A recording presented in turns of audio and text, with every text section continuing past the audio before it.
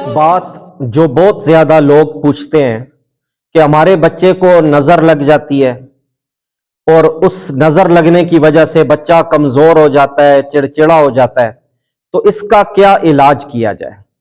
تو عرض یہ ہے کہ نظر لگ جانا یہ حق چیز ہے۔ حدیث میں نظر لگنے کو برحق قرار دیا ہے، اور پھر نظر لگنے کی عمومی علامات جو بچوں میں پائی جاتی ہیں وہ یہ ہوتی ہیں کہ بچہ اگر دودھ پی رہا ہے تو وہ دودھ موڑنا شروع کر دیتا ہے، اور اس کے جو کھانے پینے کی روٹین ہوتی ہے یہ ڈسٹرب ہو جاتی ہے۔ بچہ نیند میں اچانک ہڑبڑا کے جاگ اٹھتا ہے، نیند میں ڈرنے لگتا ہے، اسی طرح بلا وجہ رونا شروع کر دیتا ہے، اور اس کے مزاج میں چڑچڑا پن پیدا ہو جاتا ہے۔ تو یہ ساری علامات نظر لگنے کی ہیں۔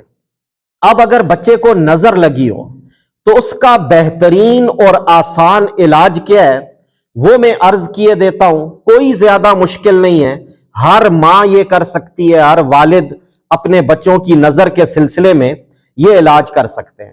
اس میں پہلی بات یہ ہے کہ اگر آپ کو اپنے بچے پہ نظر کا شبہ ہو اور بچہ دودھ پی رہا ہے یعنی مدر فیڈ پہ ہے، تو پھر ماں کو چاہیے کہ وہ اپنے بچے کو باوضو دودھ پلائے، اور دودھ پلانے کے دوران بچے پر 3 مرتبہ آیت الکرسی دم کرے۔ اور اگر بچہ مدر فیڈ پہ نہیں ہے، فیڈر سے دودھ پیتا ہے، تو ماں جب بھی اپنے بچے کو دودھ کا فیڈر بنا کے دے تو اس پہ 3 بار آیت الکرسی دم کر کے دے۔ یہ نظر کا بہترین علاج ہے۔ اور اس کے ساتھ جو بڑے بچے ہوں جو دودھ نہیں پیتے، ان پہ اگر نظر کا شبہ ہو تو اس کا حل یہ ہے کہ جمعرات والے دن بچوں کو سورہ مزمل 29ویں پارے میں سورہ مزمل یہ پانی پہ دم کر کے نہار منہ پہ لا دی جائے، اور روزانہ بچوں پر رات کو سوتے وقت سورہ فلق اور سورہ ناس پڑھ کر دم کی جائے۔ سورہ فلق اور سورہ ناس یہ خاص طور پر نظر کے لیے، ہر طرح کے برے اثرات، جادو کے اثر کے لیے انتہائی مؤثر اور انتہائی مفید چیز ہے۔